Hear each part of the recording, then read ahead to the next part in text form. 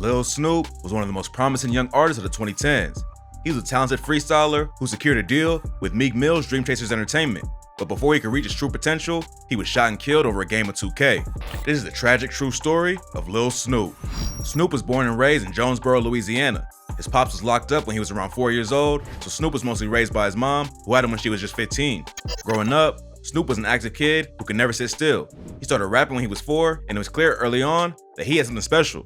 Most toddlers are barely able to put a sentence together, but Lil Snupe was making up rhymes off the top of his head.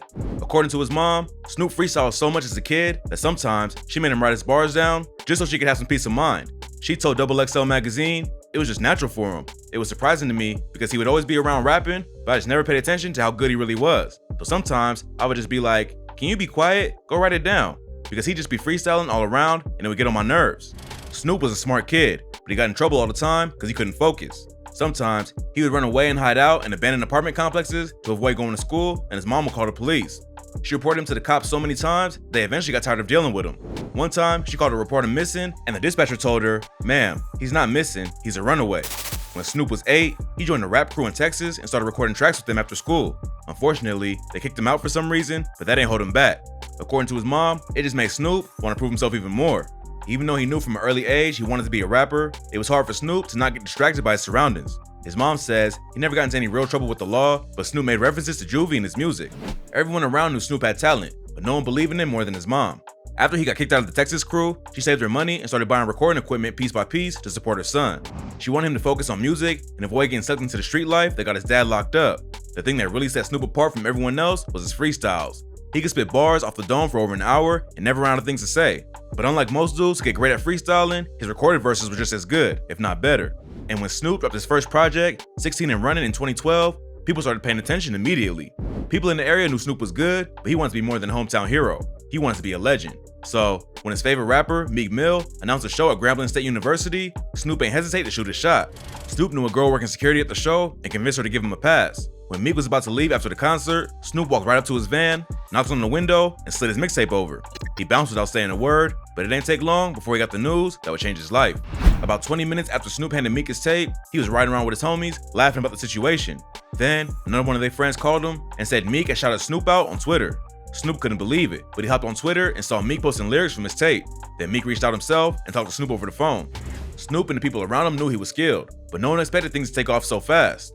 Established rappers get mixtapes from up-and-coming artists every day, so for Meek to respond to Snoop's tape so strongly said a lot about the quality of the music. A couple of weeks later, Snupe told his mom not to get him anything for Christmas because Meek wanted him to come out to Philadelphia.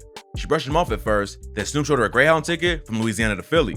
She still thought it was weird that a massive artist like Meek would send a bus ticket instead of flying him out, but she took Snupe to the station anyway.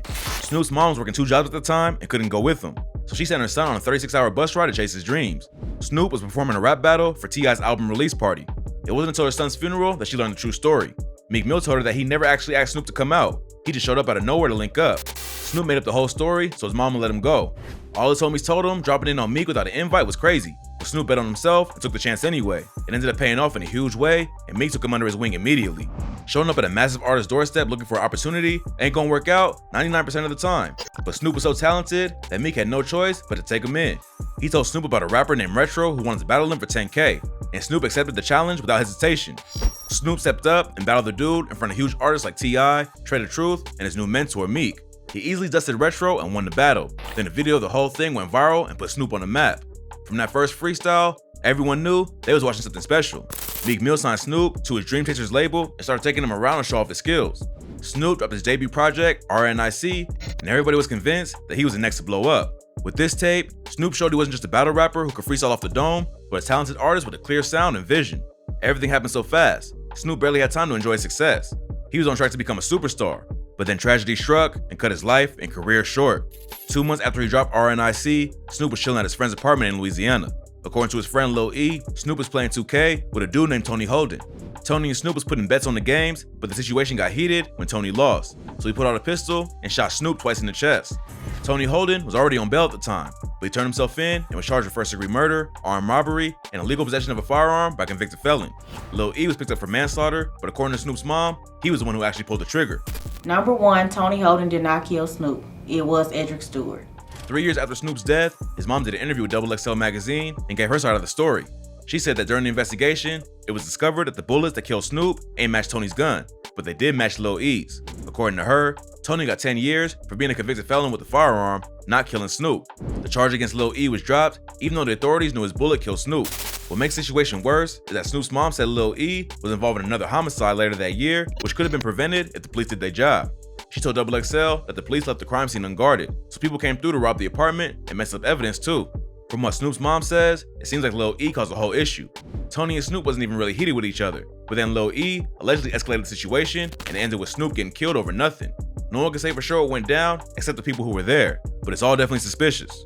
Ever since Snoop died, his mom tried to keep his name alive and get justice for his death.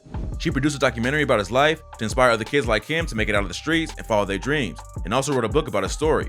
Meanwhile, his dad got released from prison and started using his name to clout chase. Snoop's dad tried to air out his mom, Meek Mill, and others for not putting a headstone on Snoop's grave. But Snoop's mom said the whole thing was just a publicity stunt because he wants to use his son's name to get attention for himself. Snoop Dad has caused, it's all a show. It's for a show. It's been rehearsed.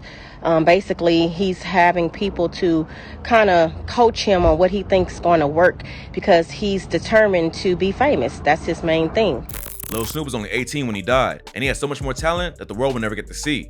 He was only in the industry for a couple of months before his death, but his impact was huge. Not only was he skilled, but everyone who met him only had positive things to say. His mom told XXL that artists like Tjay the Truth, Yo Gotti, Boosie, and Meek Mill still show her love and check up on her. Snoop's legacy lives on in the music he left behind and the impression he made on people, but unfortunately, we only got to see the beginning. Rest in peace to Lil Snoop, one of the most promising artists of the 2010s who was taken away too soon.